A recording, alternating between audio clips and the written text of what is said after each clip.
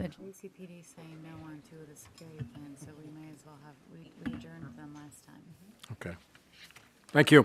All right, good evening. The meeting of the Cannabis Control Board of Jersey City held Monday, August 14th at approximately 5 p.m. in accordance with the Open Public Meeting Act, known as the Sunshine Law. Adequate notice this meeting was provided by mail or fax to the reporter. No, the Jersey Journal, the reporter Whoops. is no longer a paper. I got to take that off because I cannot remember that. To the Jersey Journal. Call to order. You want me to do the roll call? Okay, I will. Chairperson Bunny. Here. Vice Chairman Cantorero. Here. Commissioner Kaplowitz. Commissioner Sloan. Is absent? Reason she is on vacation, is that correct? Correct. Is there a motion to excuse her absence? Motion. Is there a second? Second. All in favor? Aye. Any opposed? Motion carries.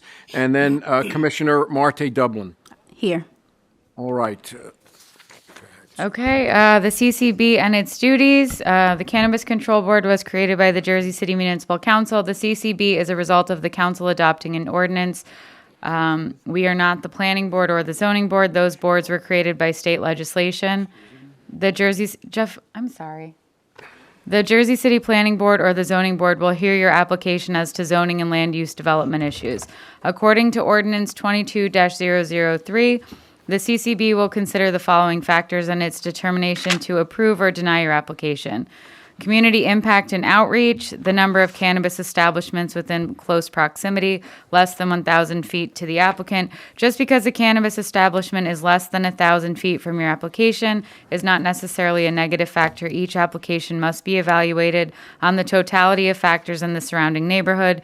Hiring practices employed by the applicant, residency of all applicants and owners, the applicant's commitment to diversity and inclusion best practices, safety and security plans. If the board approves the application, the board will issue a preliminary resolution of support. Once the applicant obtains state approval, the applicant must return to the CCB for final approval. The CCB shall provide final written approval or rejection within 60 days. An applicant could obtain preliminary approval from the CCB, obtain state approval, but be denied final CCB approval. According to Ordinance 21-053, the CCB will ensure compliance with local rules and regulations governing cannabis. The City of Jersey City encourages and promotes the participation of minorities, women, and disabled veteran-owned cannabis businesses, and by extension, so shall the CCB. The CCB shall require a Class 5 cannabis retail business applicant to address concerns about the proximity of a proposed location to a substance abuse treatment center or a daycare center.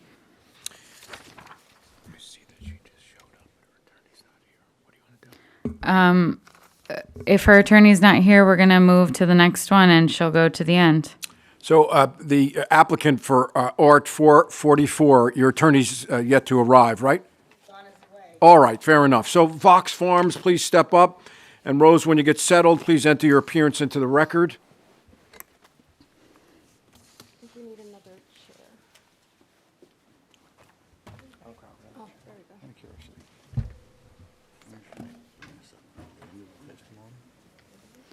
Whenever you want, yeah. If he sends it to the CCB email, Wendell Marquis will get it. One more. Gotcha. Yes, ma'am. Okay. All right, again, welcome, Rose. Please enter your appearance into the record. Briefly tell us what this application is about and who's going to be testifying. Thank you. Good evening. Rosemary Moyano Matos of the Law Office of Rosemary Moyano Matos on behalf of applicant Vox Farms. Vox Farms is a state-certified minority-owned business, minority and veteran-owned business, with a micro-business conditional Class 1 cultivator license. This evening, Vox Farms seeks CCB approval to operate its cultivation premises at an existing warehouse located at 80-90 Harrison Avenue. Speaking this evening on behalf of the applicant are Vox Farms' majority owner and president, Rodney Acox, their director of cultivation, Franco Perotti, and the minority owner and vice president, Michael Zolizzi. Unless So you did mention veteran, but not disabled veteran, they're not correct? disabled veteran, no. All right, who's your first witness? Mr. Acox. Raise your right hand. Do you swear affirm the testimony about to give the truth, the whole truth, and nothing but the truth, so help you God? Your witness, Counselor. Hi, Mr. Acox. I'm sorry. Can you please provide the board with your background and explain? You're going to speak to the community impact and workforce development, correct? Yes. I apologize. Please state your name, spell your last name, give us your address. Okay. My name is Rodney Acox. Last name is Aycox. I live at 283 Armstrong Avenue in Jersey City, New Jersey, 07305. Thank you for that, sir. Thank you, members of the board, for granting us this invaluable opportunity.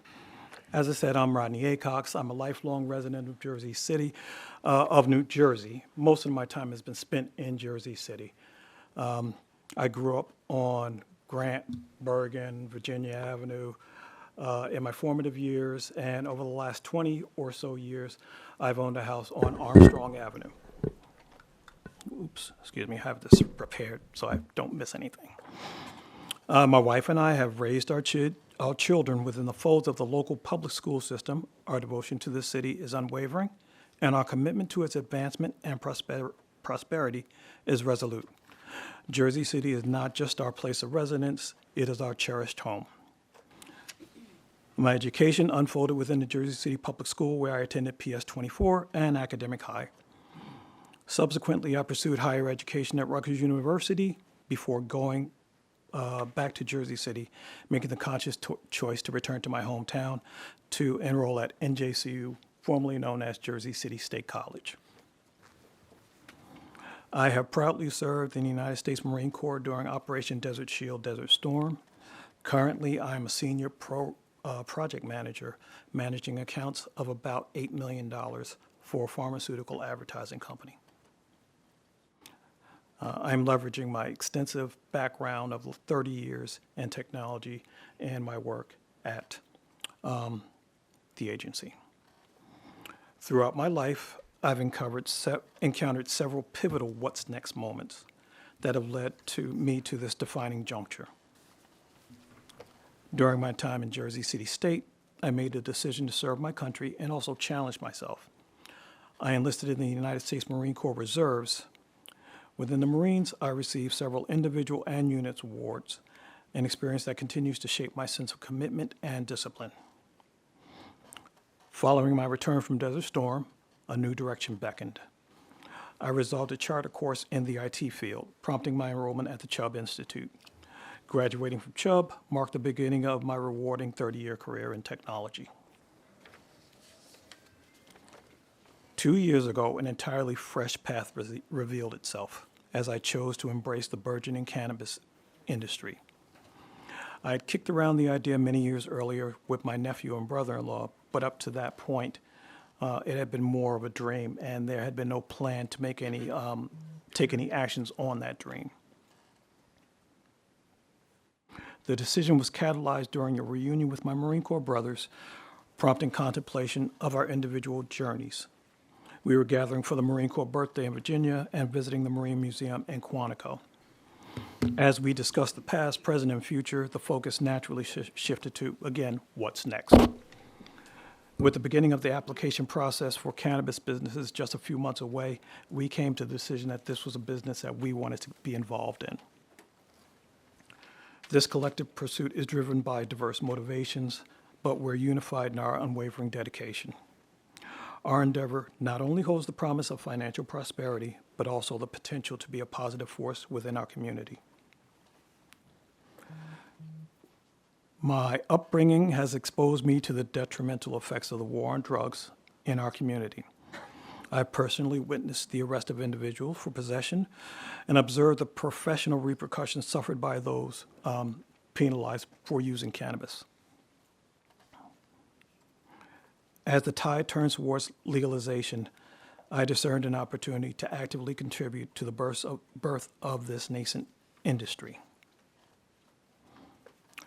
Amid my personal motivations, a desire to uplift a community burdened by the weight of stringent cannabis laws holds prominence. Our vision encompasses collaboration with other organizations to facilitate expungements, aiding individuals in rebuilding their lives. Additionally, we aim to create career opportunities and provide training, empowering Jersey City residents to view cultivation as a viable and fulfilling career path. This endeavor serves both Vox Farms and the individual, nurturing growth and prosperity. Quickly touching on our workforce development, we will focus on hiring locally. We will be looking to employ about 5 people with a combination of full-time and seasonal workers. The pay will start at about $20 an hour. We will seek to partner with the New Jersey Reentry Program to identify suitable candidates for employment. We're targeting 20% of our workforce to come from the reentry program. We will also provide continued training once we're hired. We hire someone to work for us. Our community involvement will include working with some local community organizations, one of which is Backpack for Life, and another is Community Treasures. These are both local organizations. We're also partnering with the Hoffman Centers as a sponsor to help people in the expungement processes. We have an MOU with Backpack for Life, and we have a verbal agreement with Community Treasures. I'm working on a written agreement with Community Treasures as we speak. Thank you for bearing with me because I know it's a bit much. In conclusion, Vox Farms aspires to establish an enduring presence within Jersey City, a venture that not only utilizes the city's resources, but nurtures its long-term development. We are committed to crafting a business that stands the test of time, contributing positively and sustainably. We extend our gratitude for considering our application and the potential transformative impact it holds. Thank you. Any questions from this witness, for this witness? Residents within 200 feet, any questions for this witness? Very quickly, what are you going to be doing at the cultivation facility? I am going to be basically a Swiss Army knife. A little closer to the microphone. Oh, thank you. Maybe I should sit up. I'm going to be a Swiss Army knife of types. I will be doing most of the administrative tasks, contacting customers, customer support, customer fulfillment, customer complaints. Very few of those, we hope. Okay. Exactly. Any residents have questions for this witness? Hearing none, seeing none. Next witness, please raise your right hand. Do you swear or affirm the testimony about to give the truth, the whole truth, and nothing but the truth, so help you God? Yes, I do. Please state your name, spell your last name, give us your address. Franco Perotti, that's Perrotti, 21 Chandoga Drive, Newton, New Jersey, 07860. Your witness. Mr. Perotti, as the Director of Cultivation, can you please walk the board through the operations, provide them with a description of the facility, and then also if you can touch upon odor mitigation and pest mitigation techniques that you plan on employing? Yes. Thank you.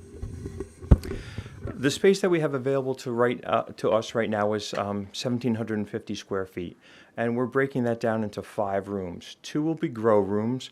One is 670 square feet and the other is 480 square feet. Everything is well below what's required or what's the maximum limit for a micro business. The other rooms will have a drying and curing room, a processing room, a propagation room where we'll have our seeds and clones, and the remaining 230 square feet is going to be between hallways, utility rooms, and bathrooms. We've Vertical, going higher, 2 tiers, or just one? single tier. For odor mitigation, we have contracted with Bayer Scientific. They seem to be the leading company right now in cannabis odor control. They have PhDs on staff who have actually figured out what the molecules are that give cannabis that skunk smell, and they're pioneering ways to mitigate that smell. So not only are they providing us with their molecular filtration units that we're going to be placing in the rooms and in the hallways, but they're going to be preventive maintenance also. Meaning they will come to the facility, they'll measure the terpenes in the air and say, listen, you need additional equipment or you don't. Correct. And they will also be monitoring once a filter is changed. They will tell us when to change the filter. The filter gets sent to them. They analyze the filter, and they'll know how much of it is used. So we will never fully use a filter. So that way there's no chance of odors escaping the building. Now, the law only requires that the odor not leave the property line. However, if there are some complaints from residents, I'm sure you'll address them, correct? Right, correct. We have an ongoing maintenance contract with them. So it's not that they're going to set us up and leave us. They'll be there, for regular maintenance. Thank you. And then we will also have an integrative pest management system. 4 steps in that. Number 1 is prevention, preventing the pests from either entering the building, sanitation, quarantine any new plants, cultural practices as far as air circulation, keeping the humidity down, hygiene as far as the workers and the building also, keeping everything. And if we do all those steps, we're not going to need chemicals. We don't want to use any chemical pesticides in the building. I don't or on think our you're plants. allowed. State law does not permit you to use any type And of. we won't be. Yeah. We don't want Jeff smoking stuff that's got poison in it. No, sir. And the past. Don't like- I'm sorry, go ahead. And if there are any insects, we would bring in predatory insects like ladybugs or lacewings to take care of that. And that's all I have for that. Okay. Any questions for Mr. Parati? And how big is the building? The building, our space in the building is 1,750 square feet. And the overall square footage of the building is much greater? I believe so, yes. Because in your business plan, it talked about, you're going for a micro business, which is 2,500 square feet or less, but in your business plan, it talks about expanding into more of the building over time. Is that correct? Yes. And I'm sorry. Go ahead. I mean, I can answer that. So they have discussed with the landlord an option, if they were to convert their license to micro, to expand within the existing structure. okay, But they're currently only leasing 1,750. then you would reapply to the state We for would have a to. regular cultivation license, Yeah, we would have to apply to convert the micro business to standard. standard, okay. And I don't know whether or not they would be required to come back here, but, you may be looking at a tier 1, right? It's a pretty big office space. I mean, I saw 25,000 down here. No, Right. I thought it was about I think there's a 10,000. mistake on that. I believe. Okay. We would only have, thank you. I think the option we have is maybe to increase up to 2,500, probably a little bit less than that. Our goal is definitely to increase to beyond a micro business, but I don't know if we'd be able to do it at that property, and I don't even know how long it would take for us to grow our business to that point. Fair enough. How many plants in that space? In that space, there's going to be a total of 138 plants. They're limited to 1,000 a month. Are they? Okay. All right, any other questions for Mr. Parati from the board members? Hearing none, seeing none. From members of the public? Hearing none, seeing none. Next witness. Please raise your, do you swear affirm the testimony about to give you the truth, the whole truth, and nothing but the truth, so help you God? I do. Please state your name, spell your last name, give us your address. My name is Michael Zolezi, Zolezi.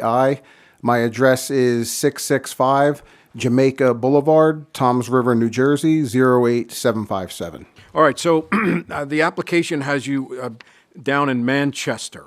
Yes. Is that still accurate? Yes, that's accurate. It's zip code. One zip code says Manchester, the other says Toms River. All right, thank you. Yes. Thank you for that. All right. Your witness. Mr. Zalizi, can you please provide the board with your background and briefly explain the plans for security and regulatory compliance at the facility? Yes. So I'm a Marine Corps veteran, a veteran of Desert Shield, Desert Storm, and I have had a law enforcement background. I've been in law enforcement for close to 35 years now.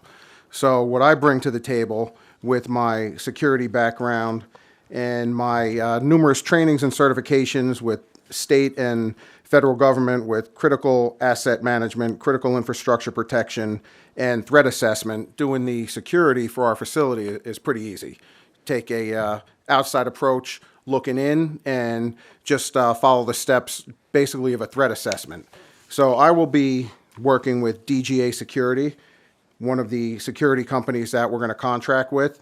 And we're talking exterior lighting, exterior cameras and surveillance, to multi-factor entrance just to get into the building with a fob or key and some kind of biometric, whether it's a fingerprint or a iris scan.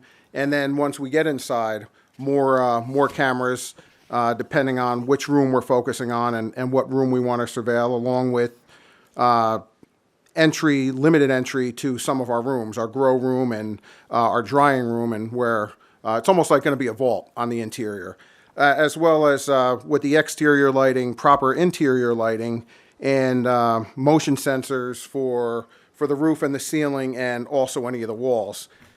We are connected to other buildings, and in case somebody would have an idea to maybe intrude on our space without being seen, that'll be able to be detected, and we will contract with a security company that'll monitor us 24/7 and reach out to the police as well as us should there be an alarm or an intrusion at the building. And also with my background, I have extensive experience in policy management and compliance and regulatory compliance throughout all the different guidelines and all the laws throughout the state. So that's also going to help us with state compliance, board compliance, and any kind of local compliance that we need to fulfill. So on that note, we did receive from the Jersey City Police Department that they denied your security plan because they need additional information regarding your general security policies, operational security, alarm system overview, video system overview, the access visitor system overview, employee training, storage and inventory control, cash handling techniques, waste disposal, transportation techniques, lighting and nuisance prevention, and your emergency response plan. I wasn't aware of that. Yeah, neither were we. So Awenda and Markia, after this, can we ask them to have this to us at least a week in advance? Because it's not fair to the applicant to find out the day of. Because we won't approve an application if the Jersey City Police Department has denied your security plan. Understood, yes. We just won't vote. Of course. So does anyone have any questions for them about their testimony so that, because then when they come back, they can just, if Dave Carlton signs off on this, then we can vote. So I think we have to ask, you're a micro business, right? Yes. Okay, so you can only hire 10 employees. We know that. What's your plan? We have to ask this. What's your plan for hiring? How much do you intend to pay the employees? We said it already. I thought I mentioned that in the beginning. We're planning on hiring about five people. It's going to be a combination of full-time and seasonal employment, and we're going to start at $20 an hour.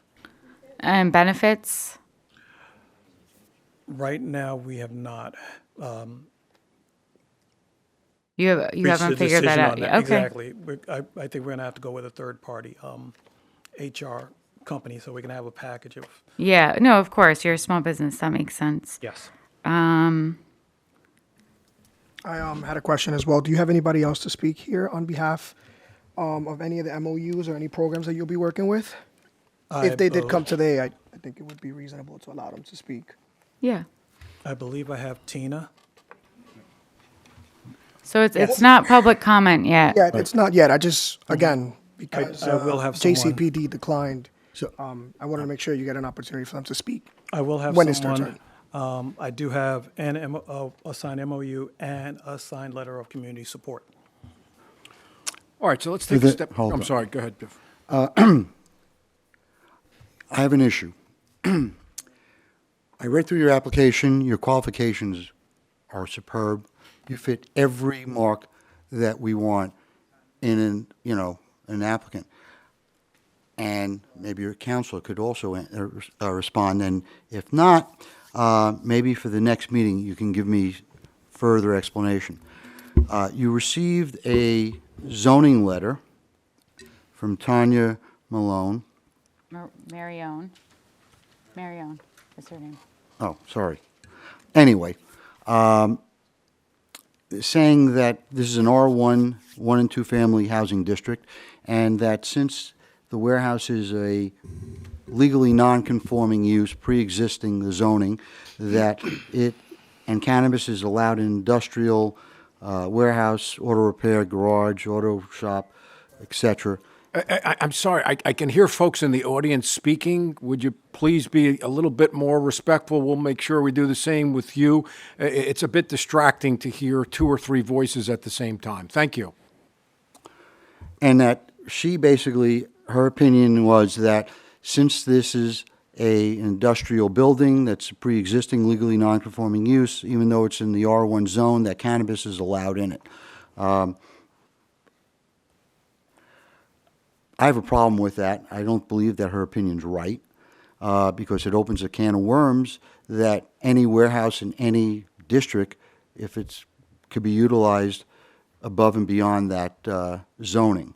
Counselor, would you like to respond to that? And, you know, a little further clarification, if you're not prepared for this, Sure. for the next meeting. Well, let me jump in first. Myself and Commissioner Kaplowitz have had this discussion. At the end of the day, you know, my opinion is it's irrelevant whether you have to go to the zoning board or the planning board. This board first needs to determine whether or not you're a good fit for Jersey City. Having said that, the issue is still out there. And Commissioner Kaplowitz wanted it to be placed on the record, and he has done so. No, absolutely. And initially, we did, the client was denied a zoning determination letter on the basis that this was an R1 zone, right? And this was from then zoning officer Nick Taylor. In his letter, he provided them an opportunity to appeal, which is what he did. They submitted an appeal. They provided various documents, including tax records, to show that, and I know you disagree with the opinion, but that the property has a pre-existing commercial use as warehouse, and on tax records, it's listed as commercial. And what Tanya is relying on is language within the ordinance says that if you have a pre-existing use that's commercial, then they will allow it. So this appeal did not go to the zoning board for an interpretation. It went back to the zoning officer, and you were able to convince the zoning officer that you're in the right place. Okay, issue resolved. Yeah, I'm not going to argue with the zoning officer or the director of city planning if she feels that it's, I mean, that's her job. So I'm going to take Tanya at her word. Well, I'd like a little more further clarification. Well, I guess whatever this, and I agree But this with isn't the CCB's job. That's the zoning board and the Well, planning it board's doesn't matter. job. I'm going to talk about it if I want to. That's the bottom line. I have a concern about, you know, how things process in Jersey City. So I'm going to continue. You got a problem with that? That's too bad. I don't have a problem with it. I'm just telling you that's not your job on this board. Your Well- job is to see if they're a good fit. It's think not to be I know you liked being the chairman of the planning board, so, Well, but there's this is some not the knowledge planning there. board or the zoning board. Well, let's do this. Jeff, you have raised the issue. I certainly have expressed my opinion with you privately and at this meeting that it's irrelevant whether they go to the zoning board, wish them the best of luck, or the planning board, but it's not before us. This issue is not to be decided by us. We can't decide it. We have no jurisdiction to decide it. And the zoning official has already, who has a lot of latitude and a lot of discretion, she has already decided the issue. I sent her a memo, which you had a copy of, and, you know, let's wait and see what happens. Continue. Thank you. I mean, with respect to the zoning, that I am also aware of your concerns, you know, the issue, and I guess at this point, we just have to wait for Tanya to respond. At some point, we would have to work our way back over there. Yes, but even if it's not for us to decide. We can't deny you based on zoning or planning. That's out of our purview. So that's an issue you have to take up with them. Our issue is, are you a good fit for the community and what the ordinance lays out for us to sit here and discuss? So do we have any other questions? So let me take a step back. Mr. Zalessi, you're finished with your testimony. Any board members have any questions for Mr. Zalessi? Hearing none. There's just one more point, sir. That we would work with Jersey City and a private security and have schedule and pay for random patrols scattered throughout the month, just because I feel that would be the best way for us to handle a random officer there or a random security, a couple hours one night a week, or spaced out, randomly picked, just to have an added layer of security and an added layer of eyes on the facility. Smart move, because most of the thieves don't steal your weed, they want your lights. Yes. With that, is your security armed or unarmed? It wouldn't, for the Jersey, to contract with the Jersey City Police as a road job, they would certainly be armed. Armed, But yeah. we wouldn't necessarily need an armed security service to have eyes on and just to keep an eye on the building, walk around the outside and just be an extra set of eyes that they could call the police and report if there was something suspicious. Any other questions for this witness? Hearing none, seeing none. Wenda, can you print out what JCPD, Marquia did, so they can have a copy before they leave, so they know what the issues were? Thank you. Any questions for this witness from folks in the audience? Hearing none, seeing none, we'd close that public portion. Are there any other witnesses that you have? Not witnesses, but I believe there are some members of the audience. What's your pleasure? Are we going to Let's take just public hear them, comment? yeah. All right. Public comment, you're limited to 3 minutes. If you'd like to speak for or against this application, please come up to the podium. Welcome, sir. Please raise your right hand. Do you swear or affirm the testimony about to give you the truth, the whole truth, and nothing but the truth, so help you God? You can put your hand down. Please state your name, spell your last name, and give us your address. Yeah, if you could just turn on the mic and speak into the mic, please. Hello. Sean Hurley, last name Hurley. I live at 468 Walton Road in Maplewood, New Jersey. What would you like to tell the board, sir? I'd like to tell the board that Vox Farms is an improvement to this building. My mother-in-law is the landlord of this building. It's been in her family since 1917. It is a commercial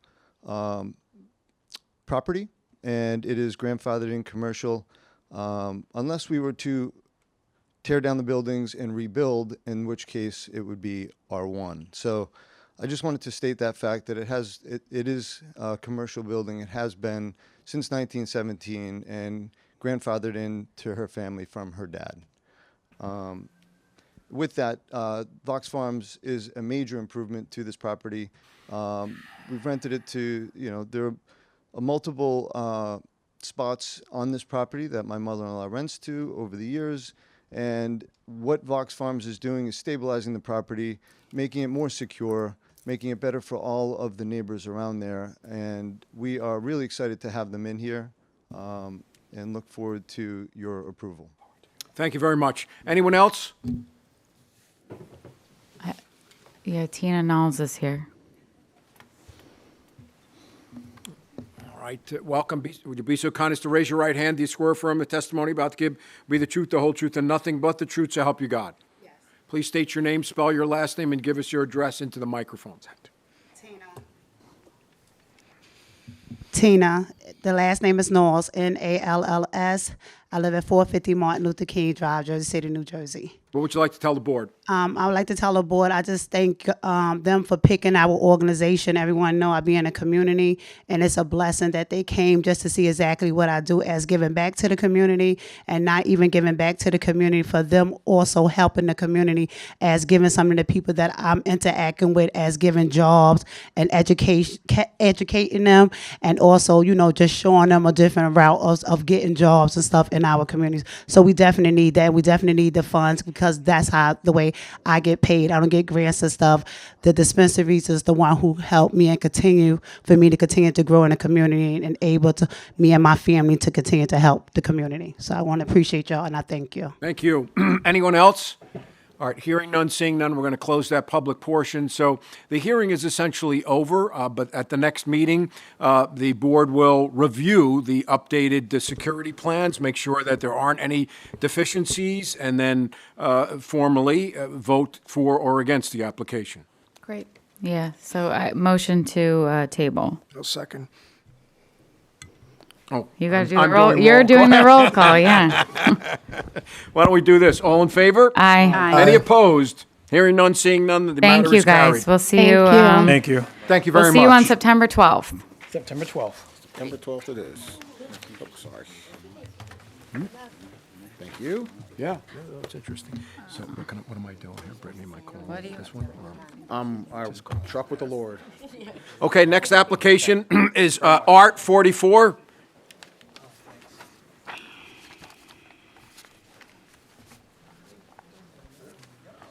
All right, as soon as you get squared away, council, nice to see you again. Please enter your appearance into the record, and we'll get moving here. Likewise, Walter D. Neely appearing for the applicant. Good evening, Anna Tolentino of Art 44 Company, LLC. Welcome, nice to see you again. I'm sorry, Mr. Kaplowitz, I didn't hear you. Go ahead. For the record, I reviewed the recording on YouTube over the weekend of your last hearing to update myself on where you are in this application, and I was present at the first presentation. Very well, thank So you. he's now eligible to vote. Thank you. Okay, so I think let's just try to be brief here. The issue that we keep going back and forth with you about is your community impact plan and what you intend to do. So, I mean, I think that's really the only thing that we're waiting on, right? For the record, there has been, since the last hearing, introduced or presented to the board a memorandum of understanding with It's Your Move, Inc., and there also was an updated community impact plan. I trust the board has had an opportunity to review those documents. I think they address the concerns that were expressed at the last public hearing. And I don't want to belabor your time. If you have questions, we'd be happy to address them at this point. Well, I think the issue is that the applicant can't seem to articulate to us what she intends to do in the community. She's just given very vague, like, I can do that, or, Well, no. right? I mean, that's, I don't think we've heard anything concrete from her about what she intends to do. Why don't we do this, Mr. Neely? Your client remains sworn. Why don't you tell the board what the game plan is? I thought that my last submission, I don't know if you received it or not. Well, the chairperson would like to hear from you. I don't have anything I recent. did No, mine was receive- very specific, and I also introduced a memorandum of understanding, and I have the companies that I'm going to work with in the community as well that are here to report tonight. I sent that probably, today is August 14th. I said that. I don't want to go back and forth with you. I want you to explain to the board, which is what we've asked you every time you've been here, what your community impact plan is. We want to hear you say it on the record, just like we make every other applicant do. This is no different than what we make every single person who comes in front of this board do. So the public does not see these emails that you sent us. Only the board members see them. So if you don't articulate it on the record like everyone else did, it makes it look like we're not doing our job. So I don't want to debate with you that you sent it. I see it. You sent it on we received it on July 27th. So we understand. The question is, what is your community impact So plan? specifically, I'm going to be working with Mr. Robert Stewart Jr., who's here in the audience tonight, with his program. Well, I will be providing transportation costs as well as the other need that I have specified there in my submission, which will be every 3 months or as required with his program. Also, Monique Technique that has been in the community, McKinley Square community for, I think, over 30 years. I am specifically going to help her with her Mohair Foundation to provide, I know it says they are coupons, but that would not be accurate. It would be that I would help purchase wigs for a particular foundation. She's also here in the audience.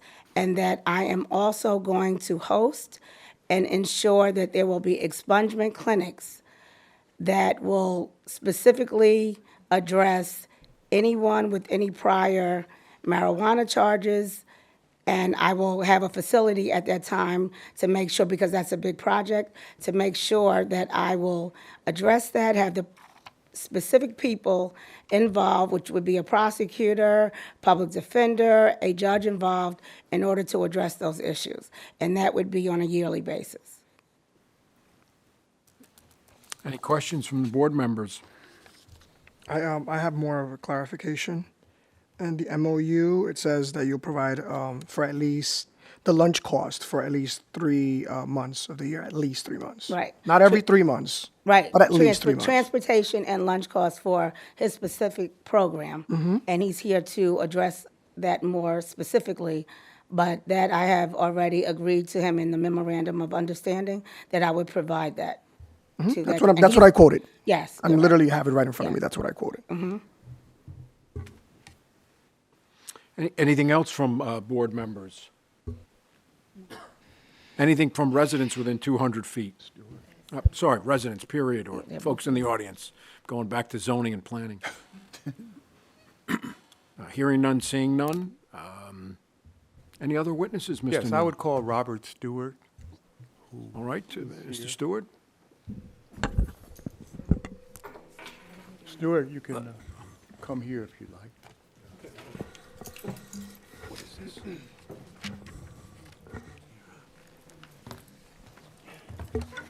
Good evening. Good evening, sir. Would you please raise your right hand? Do you swear affirm the testimony about to give you the truth, the whole truth, and nothing but the truth, so help you God? I do. You put your hand down. Please state your name, spell your last name, give us your address. Robert Bobby Stewart, R-O-B-E-T, B-O-B-B-Y-S-T-E-W-A-R-T. Welcome, Mr. Stewart. What's your address? 11 Wade Street, Jersey City. All right. Your witness, Mr. Neely? Okay, Mr. Stewart, you're involved with an entity called It's Your Move, Inc. Can you tell us what that organization does? Okay. First, I'm a lifelong Jersey City resident. I love Jersey City. It's Your Move Incorporated is a nonprofit organization, and our mission is to empower communities through the arts. The arts being media, chess and mental health. We impact the incarcerated as well as seniors. We partner with Jersey City Health and Human Resources as far as impacting the senior program. We partner with the Jersey City Free Public Library, public schools, and we've been doing this for nearly 10 years. And we also partner with Explorers Outpost, this company in New York City, in partnership with Port Authority. What we do, we provide internships and jobs for high school seniors as well as college students. And I'm excited to be a recipient of this gracious gesture, and that's what we do. Now, you've entered into this memorandum of understanding, is that correct, with my client, Art Yes. 44 Company, Art Dispensary? And what specific benefits do you intend to receive from us as a part of that? Well, our goal is to impact the various communities in positive manners. We do special events. As far as our traveling expenses, 3 months out of the year, we take the youth over to the World Trade for a month, and we need more costs to satisfy that, and then buying equipment for our chess events and things of that nature. So these funds would be used for those purposes for these communities, youth and community members? Yes. I have no further questions of this witness. All right. Anything from the board members? Hearing none, seeing none. Members of the public? Hearing none, seeing none. Any other witnesses, Mr. Neely? I have none at this point. Monique, you're gonna have to ask Monique. Excuse me? Monique, she's here, Monique.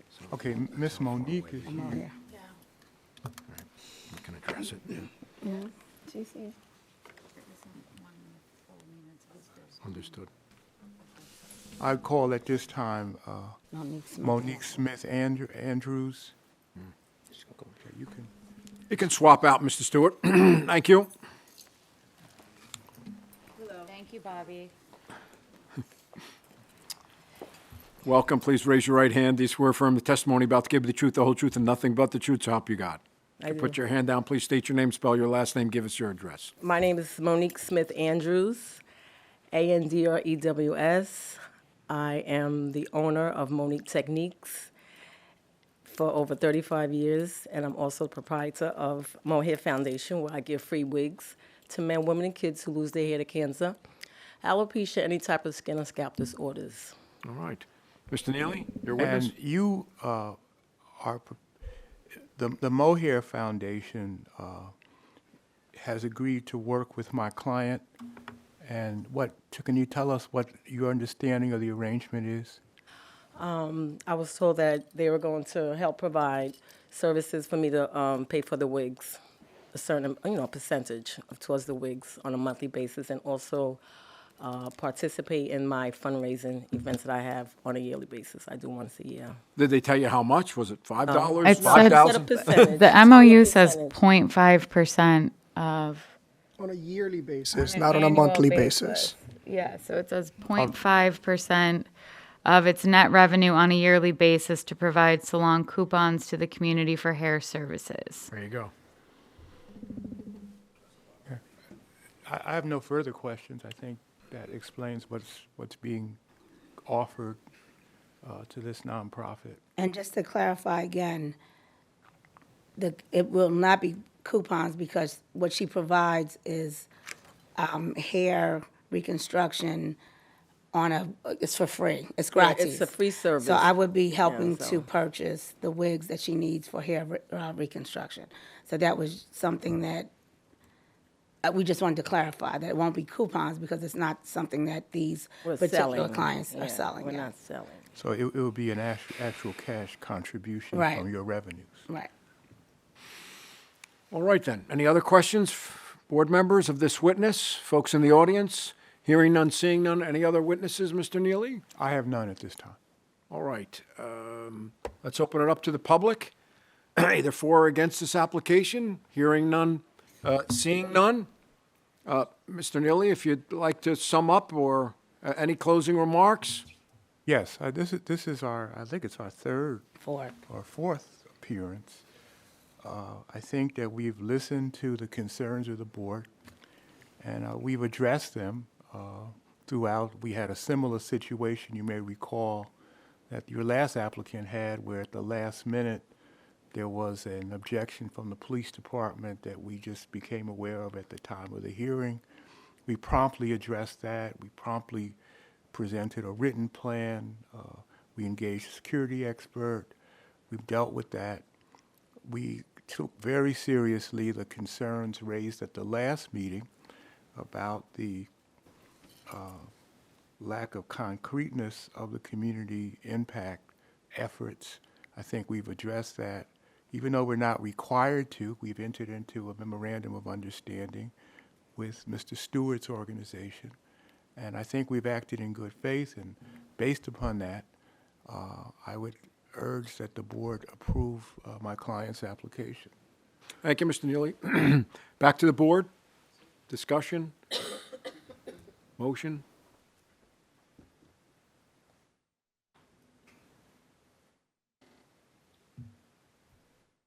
Someone's got to say something. We're not sitting here all night. We're definitely not. Jeff, you're not a man of few words, so.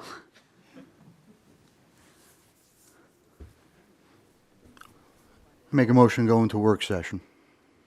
Is there a second? Second. All in favor? Aye. Any opposed? You're in work session. So essentially, the work session is not a give and take. They will have their discussion. We're not looking for any input unless, of course, one of the commissioners asks you a specific question. Very well. So starting it off, they have addressed the security issue with the police department. They've come back a few times. And I will say that the application was deficient. Starting off, reading through, viewing the YouTube, there was a lot of discussion to clarify the social impact of the community. So I asked my fellow board members, are you satisfied with that? I think Don't be shy. I'm not shy. I'm trying to really process how I want to put this into words. I do appreciate Mohair Foundation being here and sharing some testimony to what will be the contribution from this dispensary, from the art dispensary. I do appreciate Mr. Stewart also coming to speak, and the testimony. But I myself, can only speak for myself. I don't know if I feel like you have satisfied all that we've asked in the last previous meetings. Is it distracting you? Okay. It's okay. Thank you. If you guys want to talk, if you could just go in the hallway, because she's got to type everything that's being said. That was my statement. So, Jose, basically, and I agree with you that from every applicant we've heard has been, and again, going to the previous application, which I will say that my previous board, I incorporated that into this board, which I was basically being said that should be on the side, that this board is here to see how an applicant is going to incorporate themselves into the community and how they will move forward in that community. So, and it's very, very, it's not detailed as much as the other, 55 applications that we've seen? I think we've seen a lot more than 55. That's how many I think we just said yes to. Okay, so This would be 61. 61. Most of all the testimony that we've heard has been really on how they're going to incorporate themselves in the local community, the street, the business functions, and, the application, from the meetings that I've sat through and the YouTube presentation from July,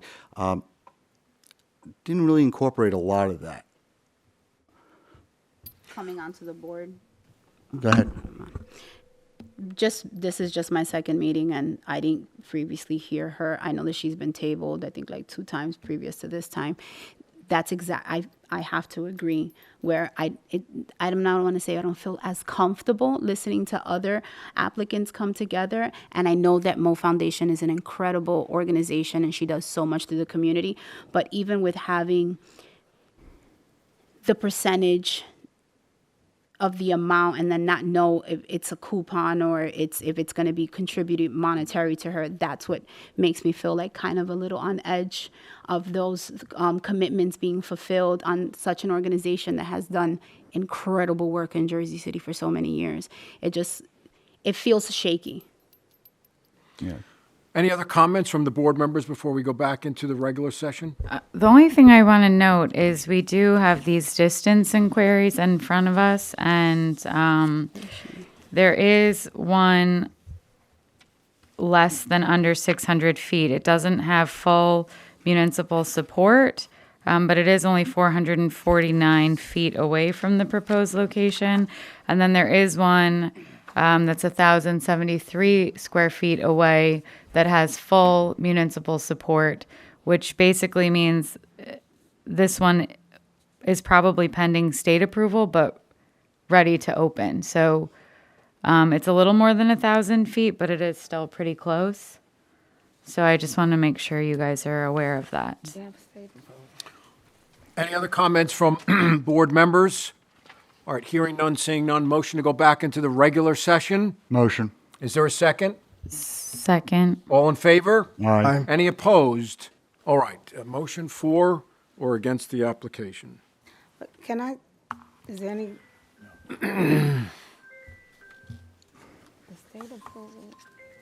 All right, I want to make a motion to deny this application. I'll second. All right. Okay, Chairperson Bunny. I am going to support Jeff and Jose and also vote no. So a yes vote would be a... Oh, I'm sorry. I vote yes to deny in support of Jeff's concerns and Jose's concerns. I understand it's confusing. So for the rest of the board members, a yes vote would be a vote to deny the application. All right, so the chair has voted yes. Vice Chairperson Cantorero? Yes. Yes. Commissioner Kaplowitz? Yes. All right. And Commissioner Marte Dublin? Yes. All right, so unfortunately, the motion does carry to deny. I wish your client the best of luck. Thank you very much. Thank you.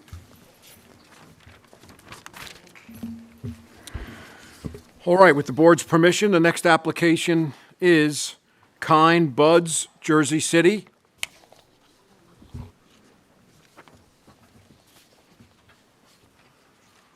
Good evening. Nice to see you again. As always. When you get situated, please enter your appearance into the record and let the board know what this application is about and who's going to be testifying. I usually have a bunch of people. I only have one 100%. Well, the board's happy to see that and hear that.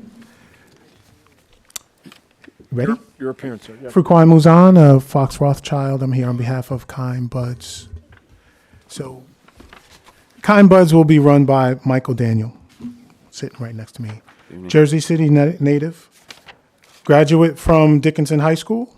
Then he went to Montclair State and got a degree in exercise science. Mr. Daniel has some entrepreneurial experience as well. For the last 3 years, he's owned and operated Blend's Cafe over on Mallory Avenue. What has impressed me about Mr. Daniel is his approach to this project. He didn't just go out and get a conditional license like many people, or come straight to this board and try to get an approval and then get stuck in the mud when they realize haven't raised enough money to actually get the thing done. Mr. Daniel went out and got his ducks in a row before he even called me, before he even applied. In addition to the retail experience running the cafe, he went out and got hands-on training, went to California, spent a year working at a dispensary. Then he also went out and got support from experienced operators, that support coming in the form of marketing, compliance, and human resources help from a company that has 10 retail stores in California, West Virginia, and Pennsylvania. And finally, he went out and got the money, found an investor willing to give him 7 figures, loaned him enough money to get started and profitable. The proposed location is 545 Newark Avenue. There's commercial district, as we all know, anybody drives to Newark Avenue. No schools within the buffer zone. He's not seeking a consumption lounge. Yes, but the concern that I would raise here is that you have 535 Newark Avenue, this is 545 Newark Avenue, 655 Newark Avenue, and you have 638 Newark Avenue. And I don't know if it happens to you guys, but when I'm out in public, I do get a lot of pushback that we're turning Newark Avenue into the strip of cannabis, and people are not pleased with that. So I would say I already have an issue with the location because I just think that we're putting too many on Newark Avenue. I mean, I agree. I don't think that it's...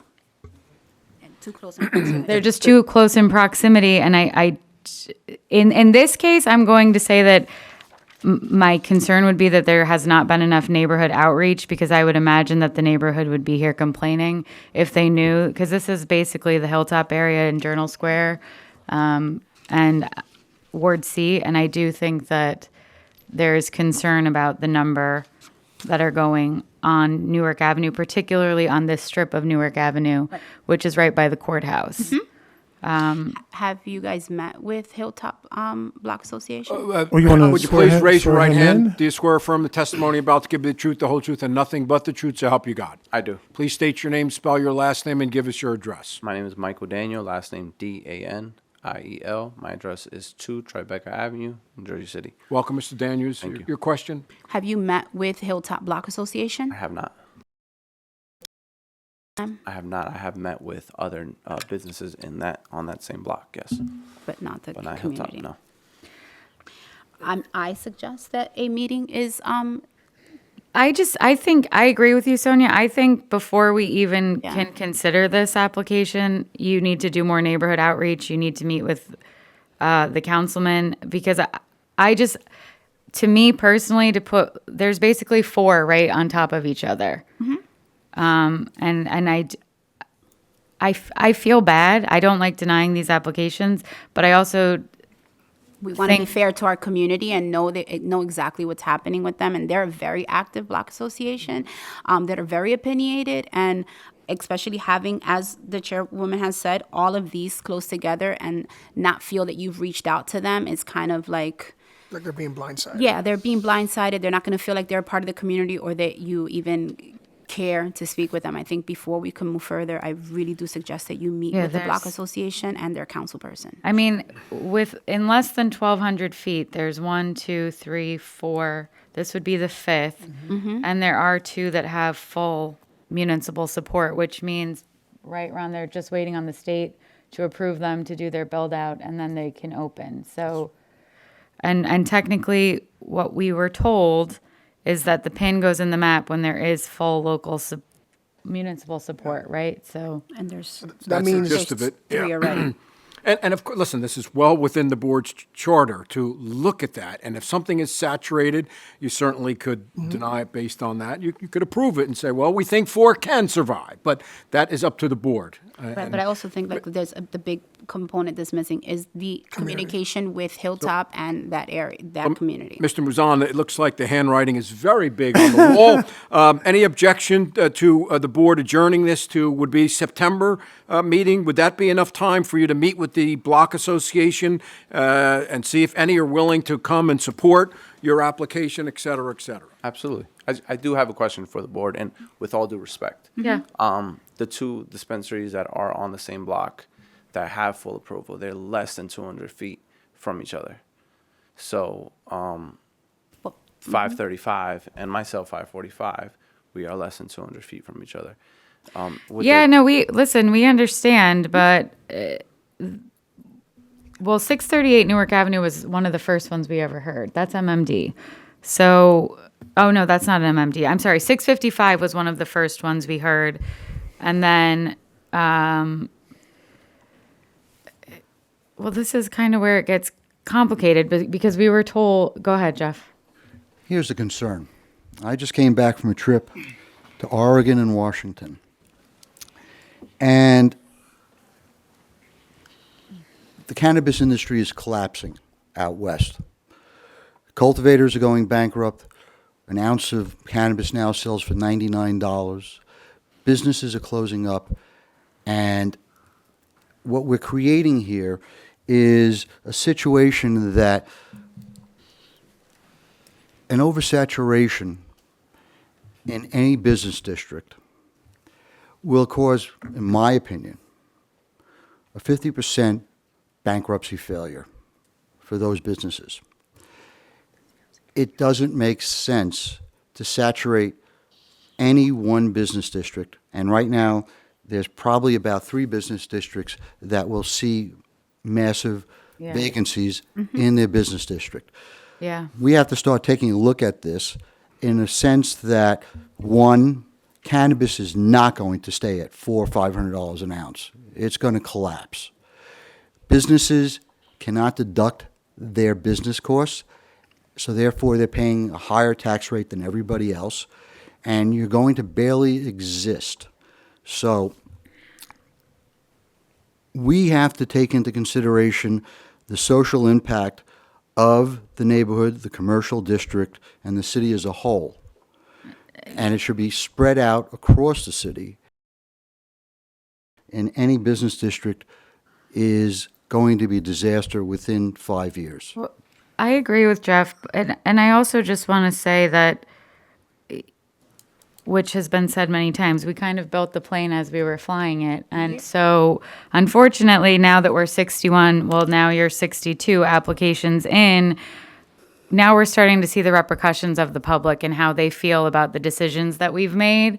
And there is a lot of displeasure and a lot of bad feedback, specifically about Central Avenue, Newark Avenue, West Side Avenue, and they're like, I don't know, is Jersey City 21 or 26 square miles? I mean, there's Roughly about 21. okay, so there's plenty of locations to put them, and I personally don't feel comfortable cramming them all on Newark Avenue. I don't think that's fair. So, And also we were told in very specific terms that we're really supposed to focus on the location once somebody has full municipal support, because that basically means unless they don't have the funding, they have that location and they are planning to open their business. Correct. So we know that there is 655 is going to open, 638 is going to open, and 535 is just waiting on the city council. So to me, I mean, we can table it, but I feel uncomfortable with the number of locations on specifically Central Avenue, Newark Avenue, and West Side. and West Side Avenue. I think that there are other.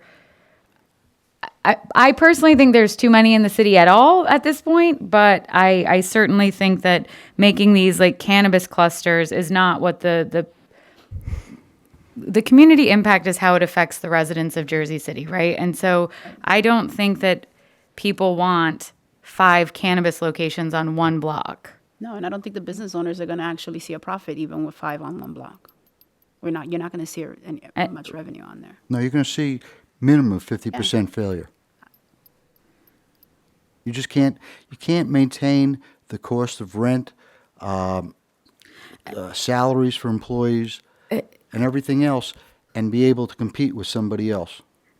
And now also, I feel bad every time we deny one of these applications, but I also feel at this point, people should know that we're 62 in, and it is incumbent on the owner to do their research to see where they are.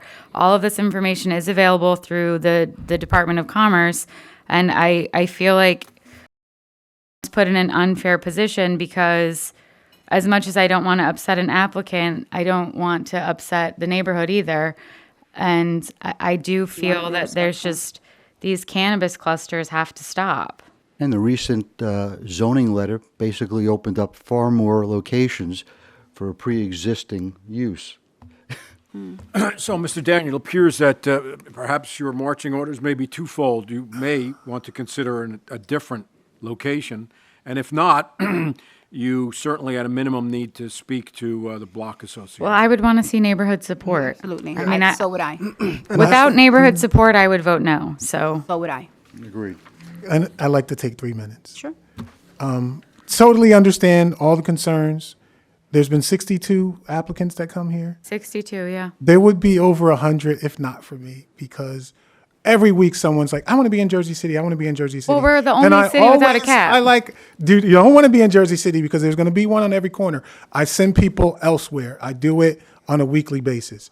This applicant made what may have been the mistake of getting his stuff together first, because we could have been here months ago, but he didn't want to come here months ago. He wanted to get the money situation straight, right? He wanted to be able to actually succeed. Now, there's a long way away from municipal approval, state approval, opening a cannabis business, and making money.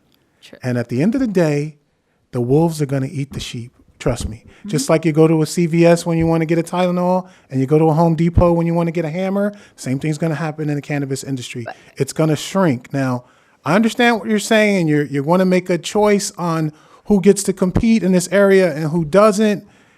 I feel uncomfortable because I think he has a good chance, even if there was someone next door. I disagree with your comment that we're choosing one dispensary against another. What we're here to deal with, and there may have been mistakes in the past by everybody involved, that it was too much, it was just too open. What we're concerned about, and as a realtor, commercial realtor, I basically look at a business district that is the lifeline of a neighborhood. It produces many different kinds of services in that neighborhood, all kinds of stores.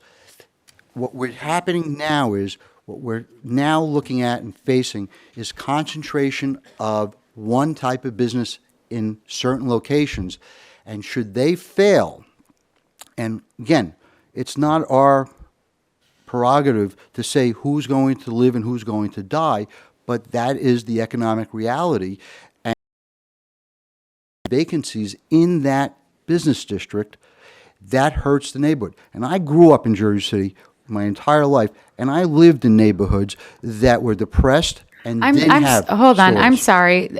Someone is distracting our stenographer. So what, is it a voice? Is it a video?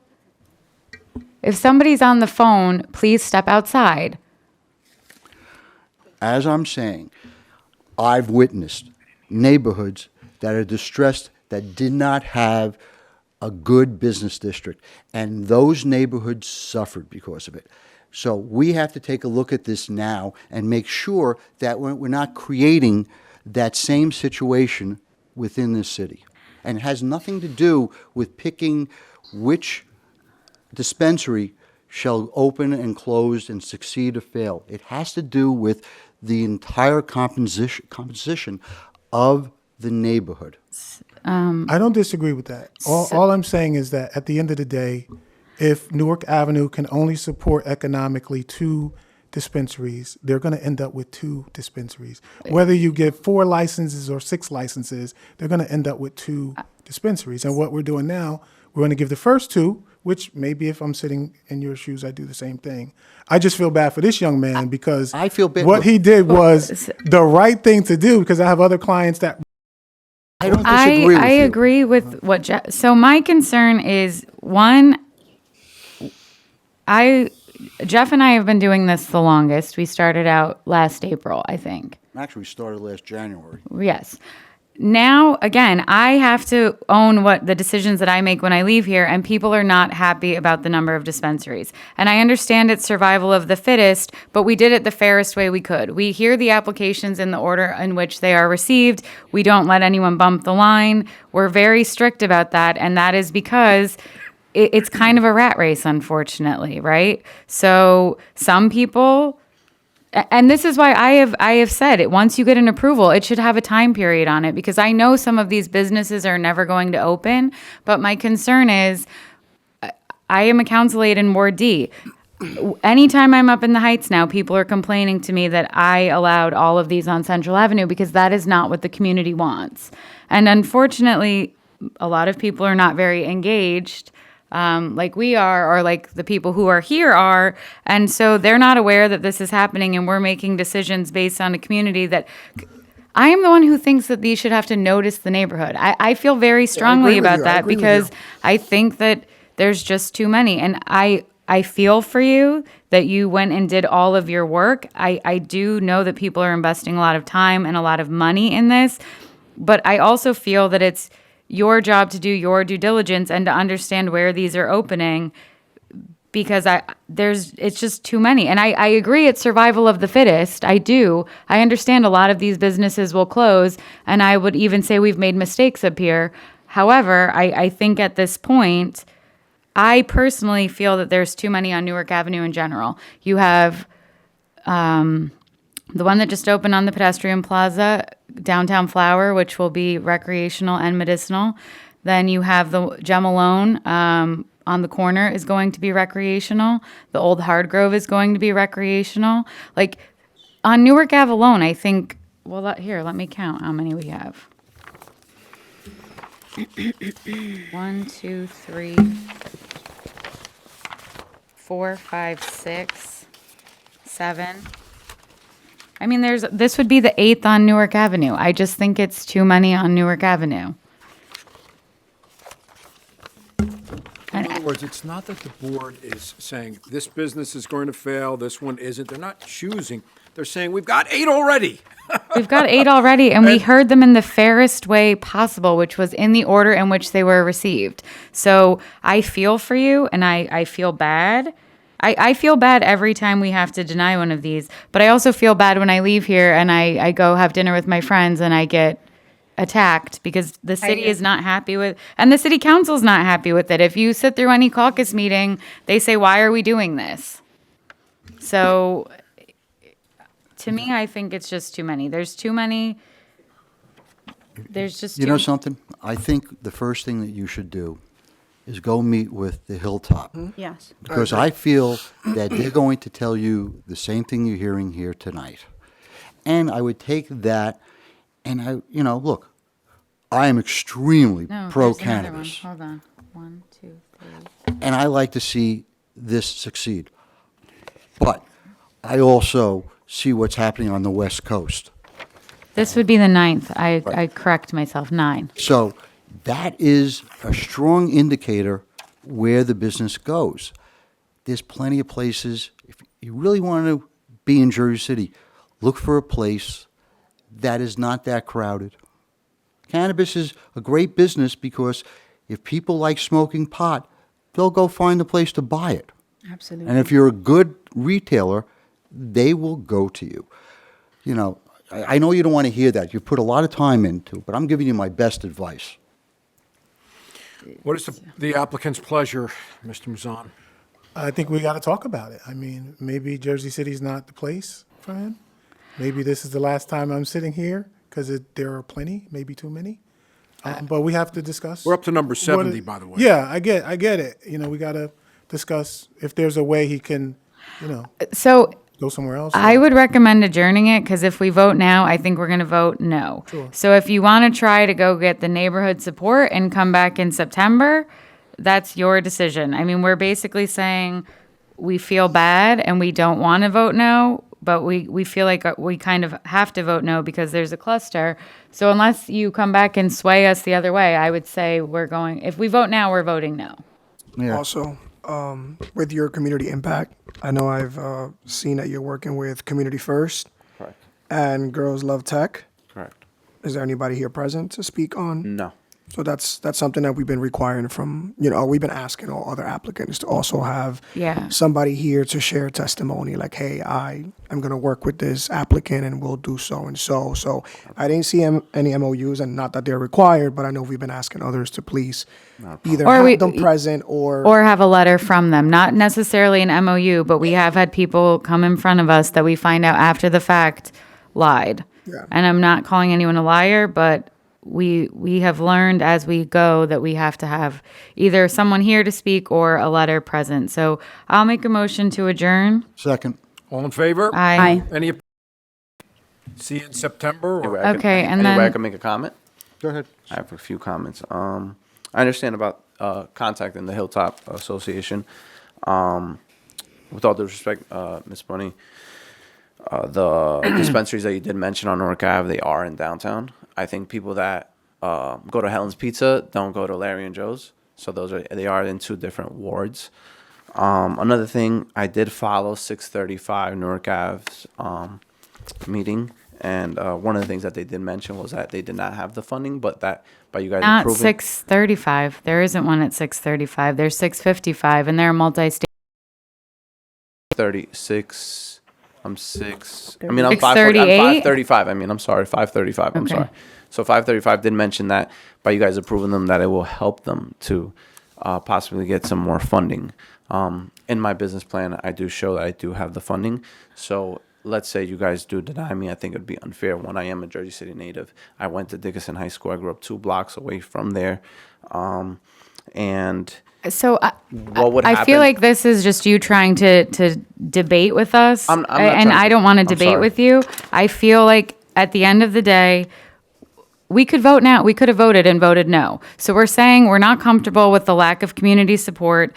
We think there's too many on Newark Avenue. So instead of arguing with us now, my recommendation would be to go out into the community and get the community to come here and advocate for you, because otherwise, I already said I would vote no. If I was voting right now, I would vote no. I understand that it's unfair. However, we've been doing this since last year. It's in the order in which they were received. So maybe you did make a mistake by doing the responsible thing and getting everything in order, but we have no control over that. That was your personal decision, and you can't change what you ate for breakfast, right? So this is where we are now. There's a lot on Newark Avenue. I understand what you're saying about downtown versus, however, I live in Ward D. I work in Ward E. I walk home through Ward C. So I think Jersey City people are pretty transient, and I think just in general, there's too many on Newark Avenue. That's just my personal opinion. There's too many on Newark, too many on Central, too many on West Side. And if Jeff and I agree, then it has to be true. All right. The matter is adjourned. Best of luck to you. All right. With the board's permission, I'd like to call the final CCB 23-69, Cream of the Pot. So I just want to note this one was denied by the Jersey City Police Department as well, so we are not going to vote on it tonight.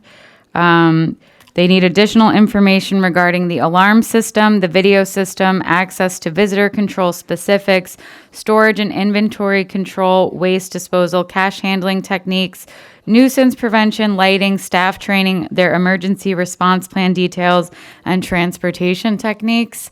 Question. The police department, they're sending this the day of? Yeah, well, I haven't gotten any of these emails. So we got this one tonight, which I did say in the prior application, I asked Wenda and Markia to tell the police department we needed at least a week in advance. Okay. Because they could possibly correct these things, or we could let them know that we're not going to hear them and not make them come here. So we'll hear everything, but it's going to be carried because we're not going to vote yes on an application that the Jersey City Police Department has said they don't feel comfortable with. No, I don't disagree with that. I just like a little more time. No, we do need more time, I and agree so with the more time. yeah, Markia will give you a copy. So we'll go through everything, but we are not going to vote tonight. Ms. Lean, please enter your appearance into the record. Briefly tell us what this application is all about and who's going to be testifying. Absolutely. So- Good evening, Commissioners. Sorry, the vice chair would like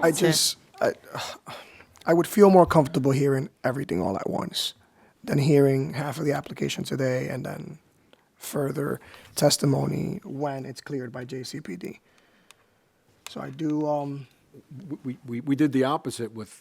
I know, and that's why I'm saying, like, some of my notes, I go back and forth on, like, it was approved, not approved, and then, Well, this application, even though it's new, it's actually a continuation because it was 50 Journal Square. So, It was 50 Journal Square, but we never heard it. yeah. no, we didn't hear it. I've had it on my notes They about got 3 adjourned times on 3 twice. different dates, yeah. Right. What's the board's pleasure? I just want to make a motion to adjourn. If anybody wants to second it, that's, and those are my reasonings. So we would listen to them once they get all their documents in order. Let me ask you a question. So, the only thing that we're deficient on is the security plan. Well, we don't know that. We know the security plan is deficient. We haven't heard the rest of their plan. That's true, too. Right. I'll go along with whatever the board wants. We need a second if that's the case. Otherwise, the motion dies and we continue. So, my opinion is that we're here and they have their attorney here who they're paying. And I do think it's unfair that the Jersey City Police Department continues to give us Yep. these last minute. It's not fair to the applicant. And so I don't think it's, I think they should present because I don't think it's fair to make people come here and spend time and money. I don't know if they flew people in, but we have had people fly people in. Yeah, that's true. And we do tell applicants they have to submit things, I believe, 2 weeks prior. Agreed. So for the Jersey City Police Department to send this to us at 5:19 is not the applicant's fault. And so I wouldn't penalize the applicant for that. And just to dovetail on that, if there's questions from the board in regards to some deficiency throughout their presentation, we're going to ask them to postpone anyway later on. So why don't we get it done today and just get it over with at the next meeting? Yeah.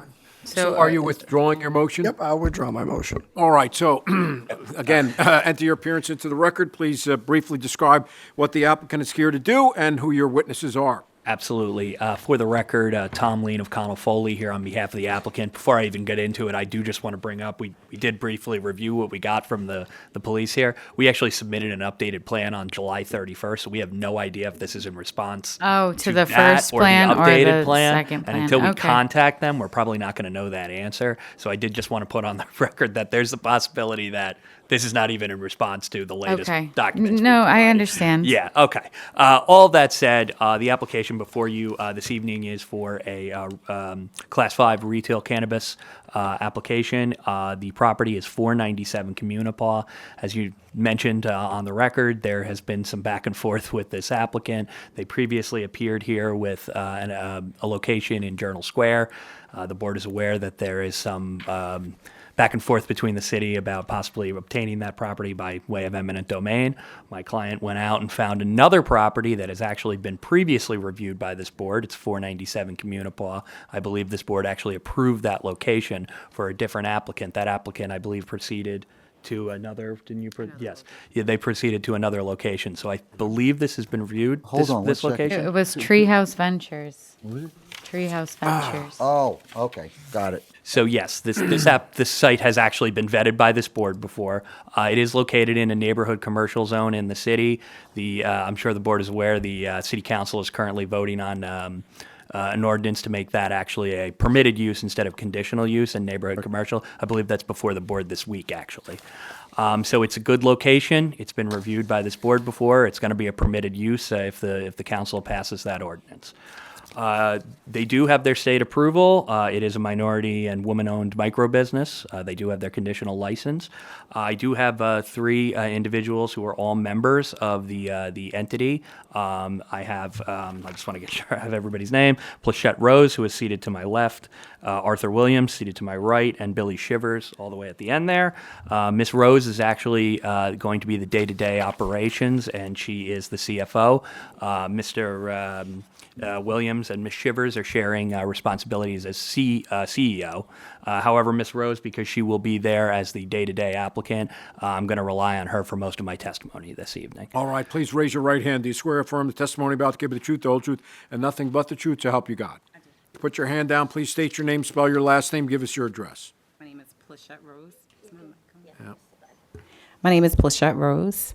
I reside at 41 Carteret Street in Bloomfield, New Jersey, 07003. Thank you for that. Your witness, Mr. Lean. All right, Ms. Rose, if you wouldn't mind giving the board the benefit of your background, your history here in Jersey City. I'd also ask you to go through the community benefits and all the actions you've taken. You've provided this board with several MOUs and also some signatures from responses from the community that you've personally gone around and met with a lot of the community. If you could just go over that, describe the benefits that you'll be providing, and then we'll move on to the next topic. Okay. Perfect. So first, I'd like to say thank you for this opportunity. It's been a long time coming. My name is Plachette Rose, as I said. I'm very proud to sit before you as one of the owners of Cream of the Pot. I was born and raised in Jersey City on Linden Avenue. My family has owned Independent Beauty Supply, which is the longest-standing Black-owned hair care retailer distribution company in Jersey City. My father, Franklin Rose, is one of the founding brothers of IBS Company, which, again, I'm very proud because entrepreneurship literally runs through my blood. For over 40 years, IBS helped shape the Jersey City community by employing minorities and by teaching them that building businesses, growing up in this is where I learned firsthand about my social impact and the importance of giving back to my community. Presently now, after working for IBS, Independent Beauty Supply, I was drawn to the corporate world for nearly 2 decades. I have grown within my present place of employment, L'Occitane et Provence. My experience spans from customer service rep to manager and overseeing about 25 to 30 employees. And now I currently oversee the supply chain, U.S. and Canada business-to-business and wholesale divisions. I've helped develop countless policies, procedures, and help the business run effectively and efficiently. I continue to raise the bar to organize 5-star hotels to streamline their commitments on becoming fully committed to using sustainable packaging. I mention all of this because it brings a skill set forth for the creation of Cream in a Pot. So my cannabis journey, growing up, marijuana was associated as a funny-smelling cigarette that some of my family members would actually smoke. It was seen as a drug that my peers would get kicked out of school or even arrested for. A drug that I would occasionally sneak and use. However, my perspective on cannabis changed when my nephew was diagnosed with a condition called hidradenitis suppurativa. That so-called bad drug became an answer to my prayers. Western medicine wasn't providing him the relief he needs, but cannabis did. Witnessing the significant improvement in his quality of life, I embarked on my own personal journey. During my journey, I discovered that everyone's interaction with cannabis is different and unique. Many are now turning to cannabis as a holistic approach to wellness. So now I would like to fast forward it to our team. The Cream of the Pot team, Billy and I have known each other for over 20 years. Being friends with a registered nurse and an entrepreneur came with some perks. I would often seek advice about my nephew's health journey and would bounce ideas about the wellness effects of cannabis plant versus the Western medicines. When the opportunity arose, I gladly accepted to take on this journey and this mission with Billy and Arthur, a family friend for over 40 years. We're passionate about Jersey City and willing to change the way people perceive the cannabis industry. And we want to be a part of this journey and make a difference in this town that gave us so much. I'm just going to get into like our location. So Cream in a Pot will be located at 497 Communipar, the heart of Jersey City, the Junction, Ward F. Our retail space is 902 square feet, and we will have a sleek yet modern design, which we submitted our architectural designs. Our space will promote wellness within the cannabis industry, and it involves educating our customers, curating a soothing environment, sharing success stories, and fostering a sense of community. Our team spoke to local businesses and members of the community, which I submitted all of that to you as well. We found everyone was very accepting of the idea of a dispensary in the neighborhood, but we wanted to hear what their concerns were. One main concern was the presence of smoke shops selling illegal weed. On June 30th, our team met with Lincoln High School's principal, and this was also his concern. The team followed up with a letter proposing actions what we can take our part on. One, we would host workshops for any parent or guardian looking to educate themselves on cannabis and how to have those conversations about cannabis with their children. Propose to modify our hours to follow a school calendar schedule. And work with members of our MOUs to launch awareness campaigns and provide literature to teach the youth about effects on early cannabis use. The Cream of the Pot team has revamped our entire SOP and security procedures to provide more than a 50-page outline. And we've actually hired Radiant Professional Solutions to spearhead this project. Our own Hector Corchado is actually here now, and he'll oversee our security efforts, which was previously permitted to the board. So now I'll just go to our community impact.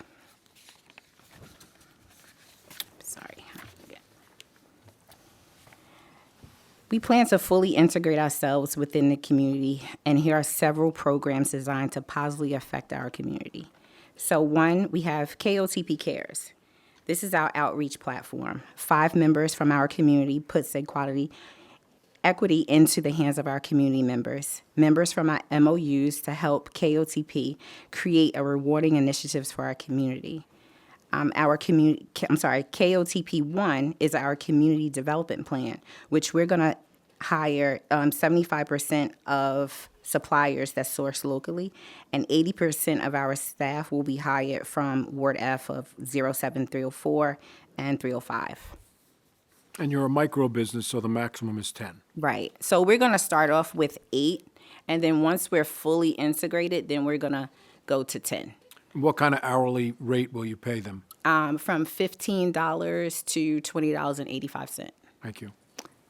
And then 3, I'm sorry. We were discussing what the minimum wage is. I know in the state, I think it's 15, but... 15. I think in Jersey City it might be 20. I'm looking it up. Or maybe that's for city employees? Yeah. Oh, okay. Yeah. I don't think the city could impose, the state has preempted that. Yeah, no, it's for Jersey City workers. Okay. All right. Can I continue? Yes, please. Okay. 3, our local community engagement manager. So this person will actually be involved and work actually in Cream of the Pot, and they're going to basically oversee that anything that we present, their plans are going to be presented and executed. And then we're going to have a community advisory board, and this is 4 people, and this is 2 people from Cream of the Pot and 2 people from the local community. And this is for us to actually work together. So the community advisory board will actually help us clean up the parks, give us information if we need to assess the local churches, any outreach, info on expungement plans. We don't have an expungement plan, but this advisory board will basically help us give the information. We have signed multiple MOUs. I'm going to let Arthur dive deeper into that once he's ready. And each of us have our passion projects. I remember Brittany Bunny said that one time, a passion project, and I was like, oh, I like don't know that. if I said that, but maybe. So my passion project is with Cuts for Kids. And we actually started a back to school drive with Cuts for Kids. Natasha Brown, she's here to speak, where we're raising money for kids to get either haircuts or hairstyles before school. So we're going to start on September 2nd, and it's going to be every Saturday until December. Another one of my passion projects that I have is essential bag giveaway, where instead of giving a backpack, and no shade on anyone that's giving backpacks, but anyone that's going to get, a tote bag, they're going to get a tote bag with essential products. So like hygiene products, underwear, deodorant, lotion. So instead of giving a kid paper and pens, they can't really concentrate on stuff like that if they don't have the essentials.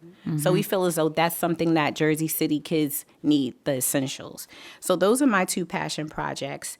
I'm now going to send it over to Arthur so he can talk about our MOUs. Okay. All right, raise your right hand. Do you swear affirm the testimony about to give you the truth, the whole truth, and nothing but the truth, so help you God? So help me God. Yes. You can put your hand down. Please state your name, spell your last name, give us your address. Arthur Williams, Williams, 74 Broadman Parkway, Jersey City, New Jersey. Your witness, Mr. Lane. Yes, Mr. Williams, we've submitted, I believe it's 7 total MOUs to the board. If you wouldn't mind just giving a brief overview of some of those MOUs and the benefits that the dispensary plans to provide through those programs. Okay. One is the She Is a mentoring program for young ladies where there's 4 adults that work with them for about 10 years. They've been in business. We have collaborated with them on the various activities. The most recent was the father and daughter dinner that they had at a local office down at Newport.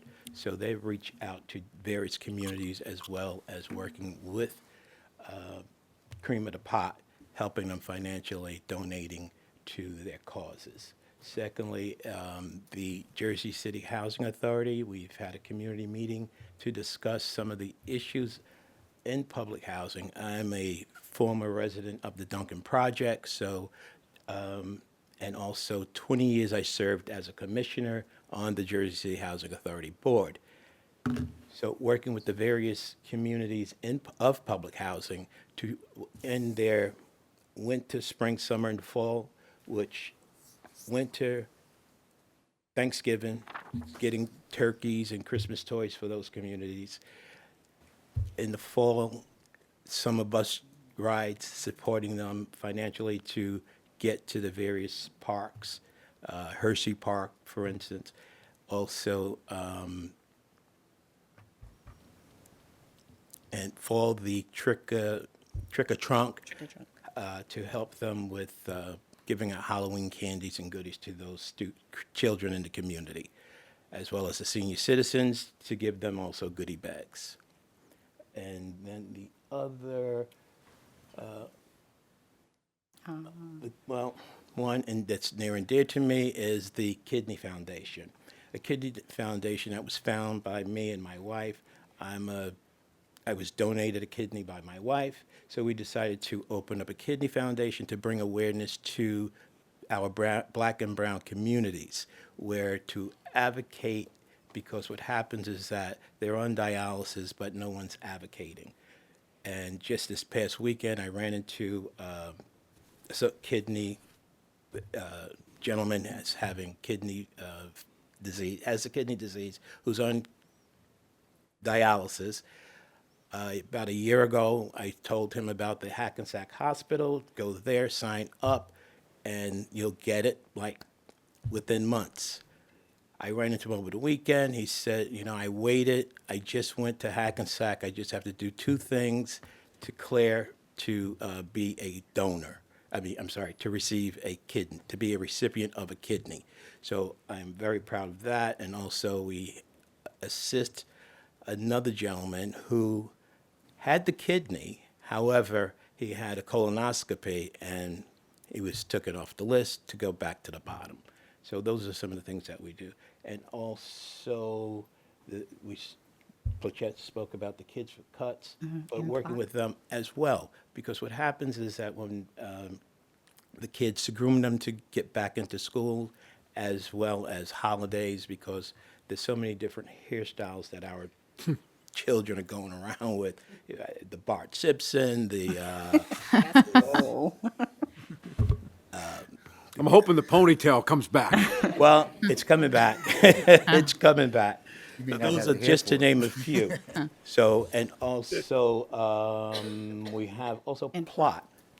Plot is a community-based organization that helps many different programs, working with the seniors, working with the youth. We're going to open up a week starting on Saturdays in this fall to teach the kids the history, the Black history programs, where, as everybody's aware, Florida's taking it off, but we can't deny our kids of their history and the legacies that Blacks as well as brown folks have contributed to our country. In fact, we had a dispensary where a section of the dispensary was just designated for black and brown authors, period. Books.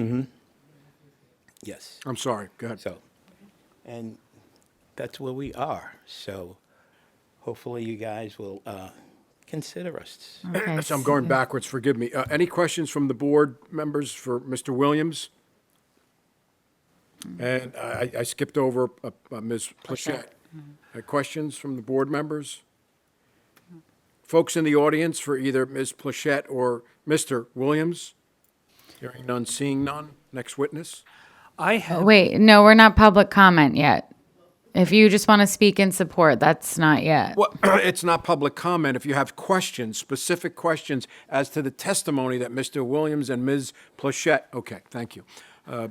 I do have Mr. Hector Corchado, who is our security expert, but given that You were have gonna had just- yeah. yeah, it might be better to save that Yep. for the next hearing. Yeah, once JCPD signs off, yeah. Yeah, so considering that, I have no other testimony unless there is anything else that Mr. Williams or Ms. Rose would like to add as far as. Hours of operation, 10 to 10, Monday through 10 Friday. to 10, Monday through? Sunday. Sunday, sorry. Sunday, I don't wanna okay. Cheat us.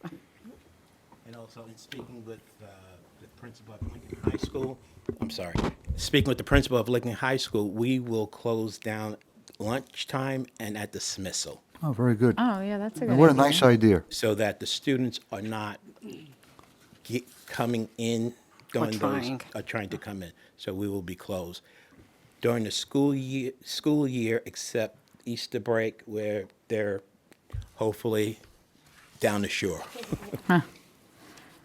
Okay, so micro business, we know that.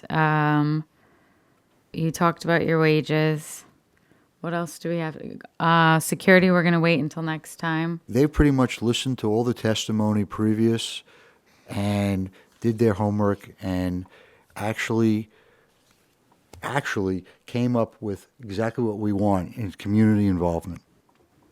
Yeah. We're not done. Oh, you're not done. I We're not done apologize. with community involvement. No, well, if you want to keep going, I mean, it seems that you won them over, so. We actually did, Marie actually did some community involvement, and she donated to a bunch of shelters, and I think it was all the shelters. Would you raise your right hand to swear affirm the testimony about to give you the truth, the whole truth, and nothing but the truth to help you God? I do. Please state your name, spell your last name, and give us your address. Billy Shivers, Shivers, 91 Mountain Avenue, North Plainfield, New Jersey, 07060. And forgive me, I have this form that I need to fill out. What race or ethnic group do you belong to? Black. Okay, thank you. You're welcome. You had to think about that. What did you want to tell the board, Ms. Shivers? Well, I practically visit, most of the shelters in Jersey City. I donated, food items. I met with, let me get my notes, hold on. I met with the with Hope House. The director was Laurie Cherry. I also met with the administrative assistant of St. Joseph Home. Her name was Nicole Long. I also visited St. Lucy's Shelter. The director was Claudia Marks, but she was not there at that time. So I, spoke to other, people that worked there. And they also indicated that they was moving across the street and it was going to be 3 shelters into one. And, I plan to donate to the homeless shelter on a continuous basis to build, my community ties and to encourage more compassionate and community and supportive community.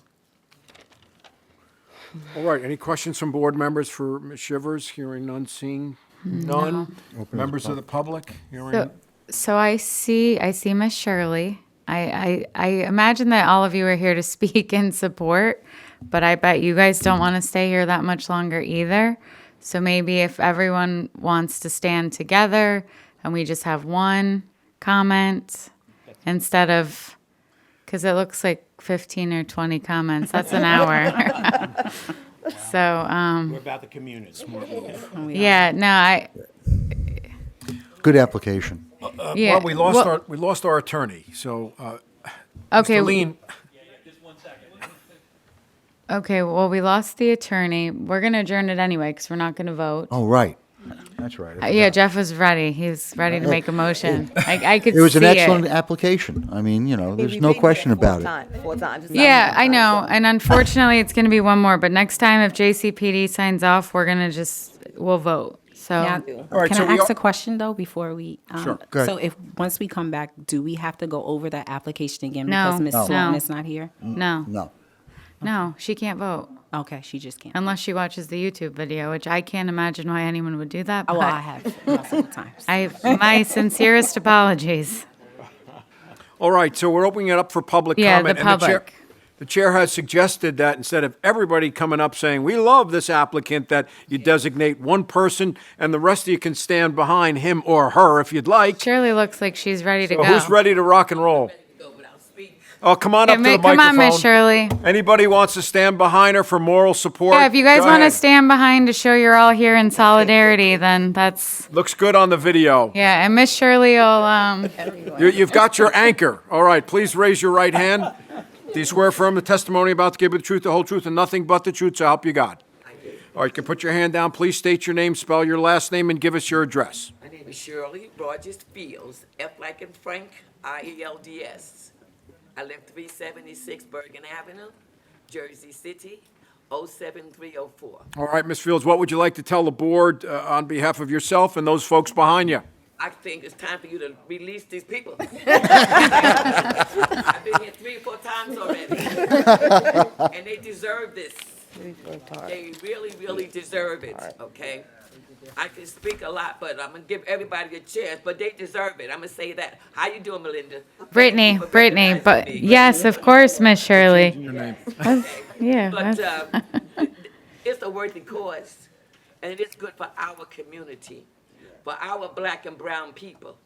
They will definitely help us and help our youth, which is needed if you come around in this area. You work in this area, so you know what I'm talking about.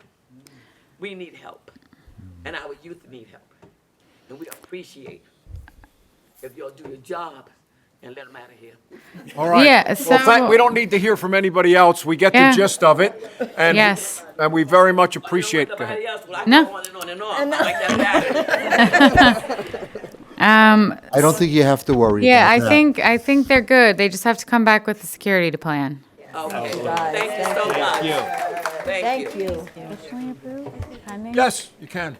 So then I'm going to change it. I'm going to make a motion to approve on the condition that Jersey City Police Department signs off, and then you don't have to come back. I second that. Thank you, Chair Lady You're welcome. Brittany. Thank you, commissioners. All right. So Well, we wait, still we have have to to take the vote. vote. We have to Roll vote. It's not official. Jose and Sonia could still say no. I don't know. Well, Chairperson Bunny. I vote yes to approve the application. All right. Vice Chairperson Cantorero. Aye. All right. Commissioner Kaplowitz. Excellent presentation, excellent application, and you're going to be a real asset to the community. And Arthur, I've known you for years. You've done good work. thank And- you. So I vote yes. Commissioner Marte Dublin. I want to make a comment as well. So I'm born and bred here, raised in downtown Jersey City, and I raised my 2 young brown and black children here in this area. And I appreciate all the work that you've put forward to bring in all these great positive things to the community, and especially what you're going to do with the essential bags is close and dear to my heart. And with that, I vote yes. Motion carries. Congratulations. And you don't have to Make come sure back. you square away the security issue. Yes. Right. Yeah, just Thank make sure you. you submit it, and then Marquia is the best. Marquia and Wenda are the best. Let's clap for them, and then I make a motion to adjourn. I need a second. Thank you. Motion to adjourn. No. Oh. While we're on a roll Oh. here, if we could memorialize the Memorialize. resolution that you just passed, cream of the pot at Thank 497 Communipaw Avenue. I need a motion Motion. followed by a second. Second. All right, all in favor? Aye. Any opposed? No. Oh, okay, that resolution, that memorialization carries. Thank you so much, guys. Thank you. Yeah, and then I'll fill in the blanks. And Trying to carry on the now you can do a motion to adjourn. Motion to adjourn. Second. All in favor? Aye. Any opposed? Motion carries. Good evening. Thank you, guys. Congratulations. Have a good night. You're going to make a great elected official someday. And that was huge. That was huge. Everybody would have voted for you 3 times. Well,